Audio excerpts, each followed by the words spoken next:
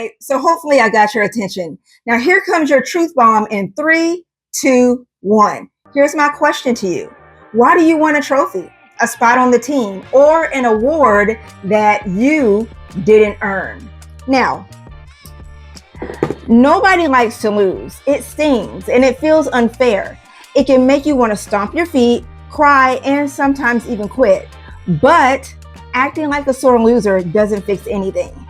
Excuses don't change the scoreboard. Pouting doesn't make the coach pick you the next time. And begging for people to go easy on you, well, that only steals your chance to grow stronger. Now, life doesn't hand out trophies for complaining. It rewards effort, attitude, and the ability to bounce back. You better hear me. I said the ability to bounce back. Now, don't get me wrong. I get it. Losing hurts. Okay, so maybe you didn't make the cheerleading team this time around, or the basketball team, or maybe you struck out in baseball. It happens. You wanted something so badly, and then it just didn't go your way. And sometimes that disappointment, it can feel like heavy. But here's the good news. That pain you feel is not the end. It's a signal.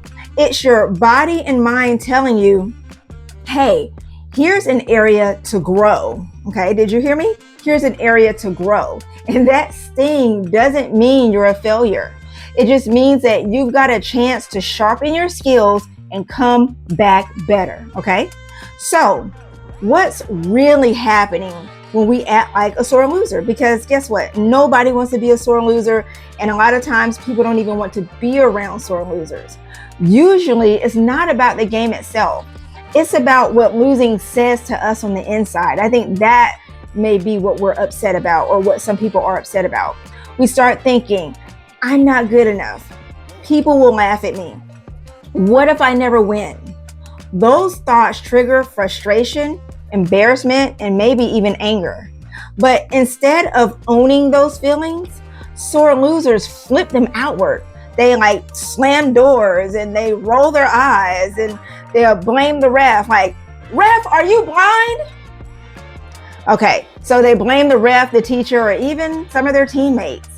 The problem isn't the loss. The problem is how we respond to it. So if we waste energy being dramatic or blaming others, we miss the lesson we could have learned. And guess what? That lesson is usually the exact thing that helps us to win the next time around. So let's talk strategy. So what do we do instead of being a sore loser?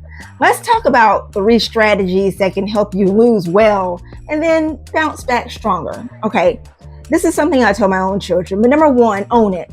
Say it out loud. I didn't win this time. That doesn't mean you can't. It just means that today wasn't your day. Owning it keeps you honest and it keeps excuses out of your mouth. Number 2, look for the lesson. Ask yourself, you know what, self, why didn't I make the team? What can I practice? What do I need to get better at? Losing is like feedback. It shows you exactly where the gaps are. And then the goal is to go and fill those gaps. Don't ignore it, use it. Number 3, take action. Now, y'all, honestly, this one separates the winners from the whiners. Don't just say you'll get better. Do something. Practice that skill. Ask for help or try again next time with more effort.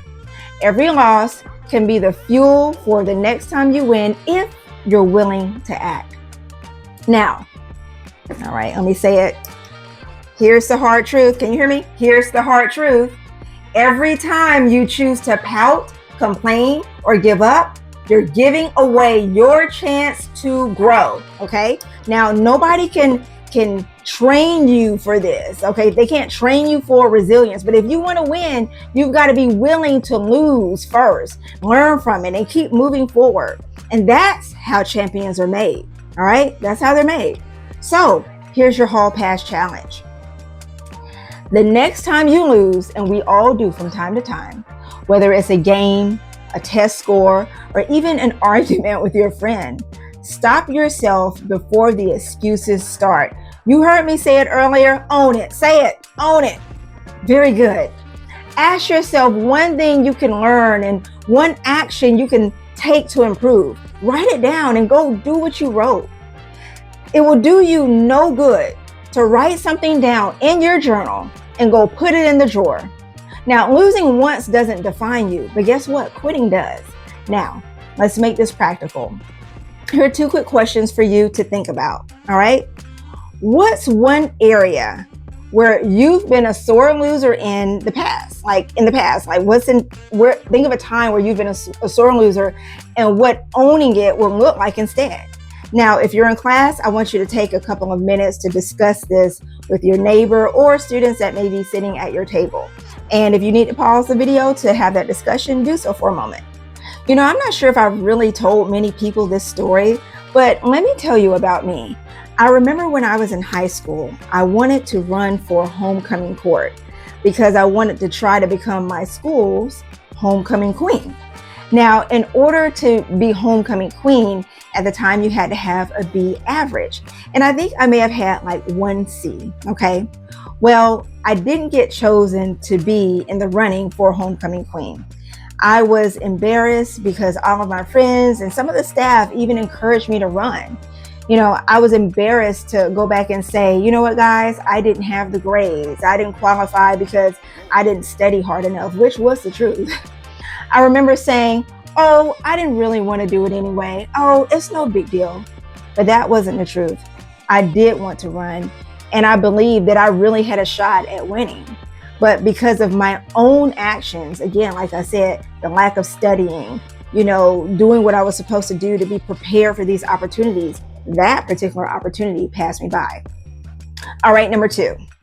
If you didn't win today, what's one small step you could take tomorrow to bounce back stronger? So I want you to take the time to really think about this. Take a moment to journal your best idea and then share your thoughts with your classmates. You may, again, want to discuss this because this is something that you're going to write down and this is something that you're going to go do. So let me give you an update from the last thing I said to you. So I didn't make the homecoming court. I said that to you, but I did bounce back.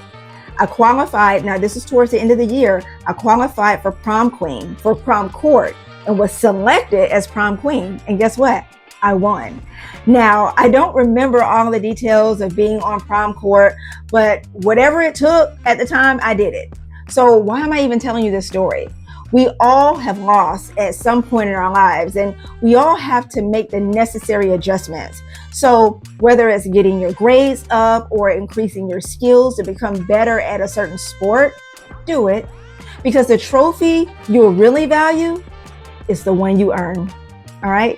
Now, if this video was helpful to you, I want you to check out my other video and I'll see you over there. Oh, and you already know it. Before I go, either you master accountability now or you know it, accountability will master you.